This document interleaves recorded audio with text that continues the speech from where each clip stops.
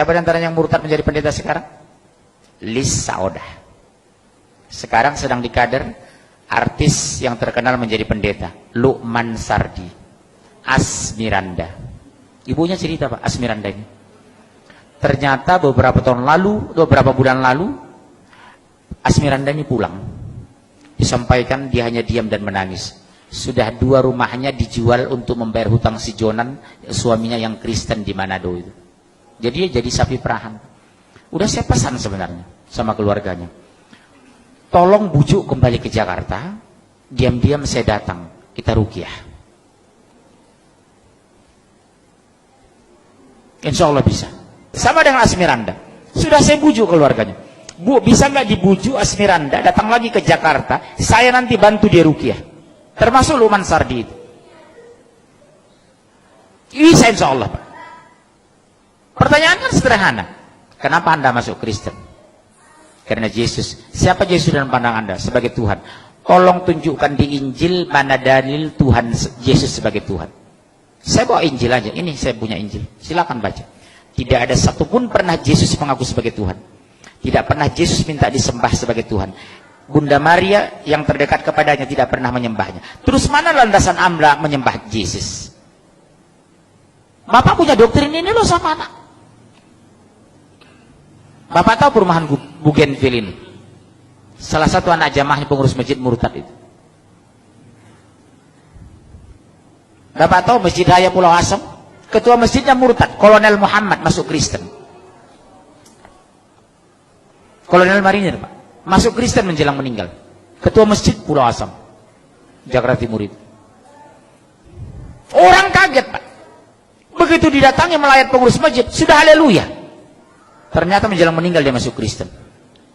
Ketua masjid loh Pak. Bilang apa gitu? Makanya sekarang penguatan di akidah di rumah tangga luar biasa nomor 1. Satu diantaranya apa? Dekatkan anak kepada Al-Quran. Enjoykan anak dengan Islam. Gembirakan anak ke masjid. Jadikan masjid pusat pembinaan anak Islam. Sekarang maaf. Begitu seriusnya kita di sini orang tua, jujur, kemana anak-anak muda kita? Kenapa tidak hadir di sini? Jujur, ayo. Kalau anak saya paksa ke masjid ikut saya. Subuh itu anak-anak kecil saya bangun itu jam 4. Bangunnya nak, kita ke masjidnya nak, bangun nak, bangun. Nanti kalau terlalu capek kamu, habis dari masjid tidur ya nak. Tolong jawab ayah lo nak. 1 menit pun ayah tidak bisa masukkan kamu ke surga lo nak, demi Allah. 1 detik pun ayah tidak bisa mengeluarkan kamu dari neraka. Yang membuat kamu masuk surga kalau Allah ridho sama kamu loh nak, demi Allah nak. Doktrin saya seperti itu. Ke masjidnya nak, bujuk anak ke masjid. Banguni dengan kelembutan. Sekarang mas, maaf Pak. Berapa banyak, maaf, masih ada waktu ini. Demi Allah Bu, berapa banyak kita bangga anak kita pintar matematika tapi tidak bisa baca Al-Quran.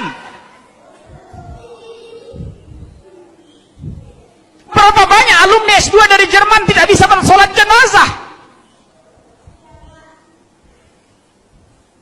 Betapa indahnya di hari kematian kita, imam jenazah adalah anak kandung kita. Di hari kematian kita, ungkapannya itu anak kandung kita, bukan orang lain.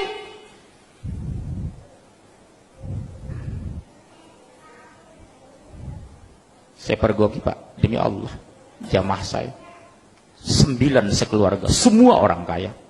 5 laki-laki, 4 perempuan. Di hari kematiannya sibuk nelpon saya. Tolong Ustaz carikan yang memandikan ibu kami. Subhanallah. Betapa sakitnya hati seorang ayah. Di hari kematiannya anak menjadi penonton.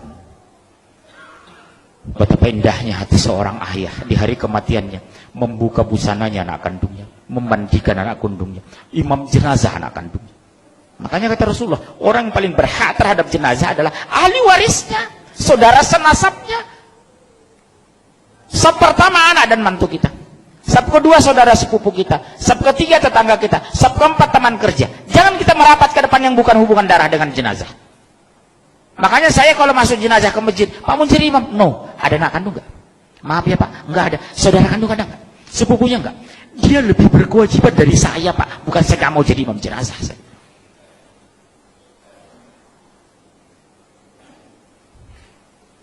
Hati-hati loh Pak sekarang. Silahkan S2 ke Jerman, S3 Swedia, tapi basic agama harus kuat.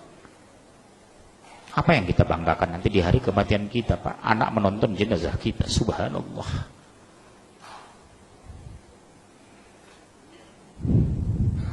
Di dunia saja sudah dipermalukan, apalagi di akhirat.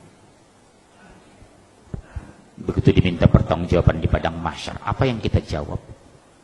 Anak tidak bisa Al-Quran, sholat banyak tinggal. Hampir di semua pengajian yang melibatkan anak, saya tanya jujur, nak, kelas berapa nak? Seperti kemarin, kelas berapa nak? Kelas 3 SMA Pak. Subuh tadi? Enggak Pak. Bisa ibu kandungnya, demi Allah senyum Pak, bukan malu, bukan nunduk. Mana ibu kamu? Itu Pak, senyum ibunya. Allahu Akbar.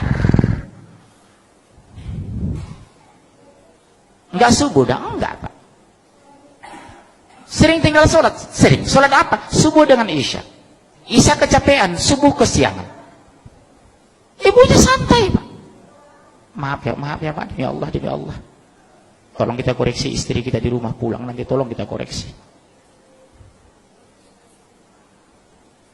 Bagaimana Allah membela kita? Allah biarkan akidah terluntar.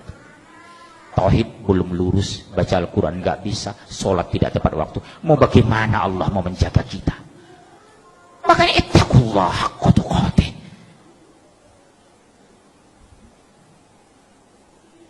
Jujur Pak, kita bangga kadang anak kita S2 S3, tapi kita koreksi agamanya. Sudah bisa nggak anak sholat jenazah? Kalau seandainya Allah takdirkan ayahmu meninggal, sudah bisa nggak mimpin jenazah? Masya Allah, subhanallah. Ini renungannya Pak. Saya nggak tahu apa ada masjid lagi 50 tahun lagi di Jawa Barat. Saya nggak tahu apa ada lagi sholat orang di Pasaman 50 tahun yang akan datang. Di sana Pak sudah banyak masjid yang kosong Pak, di Pasaman itu. Disuruh sholat, maaf saya pakai bahasa Padang, Anda ada piti di masjid. Bapak yang orang Padang Pak, hati-hati sekarang. Di Pasaman itu Pak, sudah banyak kita pergoki masjid yang terlantar, tidak ada azan lagi. Kita ajak sholat Pak, ke masjid Pak, nggak ada uang di masjid, ngapain ke masjid? Sumbar loh. Yang dulu saya bangga dengan orang Aceh, yang dulu bangga saya dengan orang Padang, sekarang kebanggaan itu berkurang Pak, mungkin habis tergerus. Di mana lagi pertahanan Islam di Sumatera? Dulu saya bangga dengan orang Sunda. Setelah masuk saya Cianjur, ternyata sudah dipenuhi gereja. Makanya Pak, demi Allah, pulanglah ke kamu, pulanglah.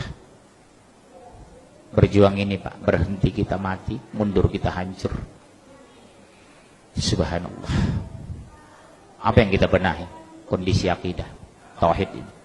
Di sini Pak, gak mungkin anak mau sholat kalau tidak mengenal Allah.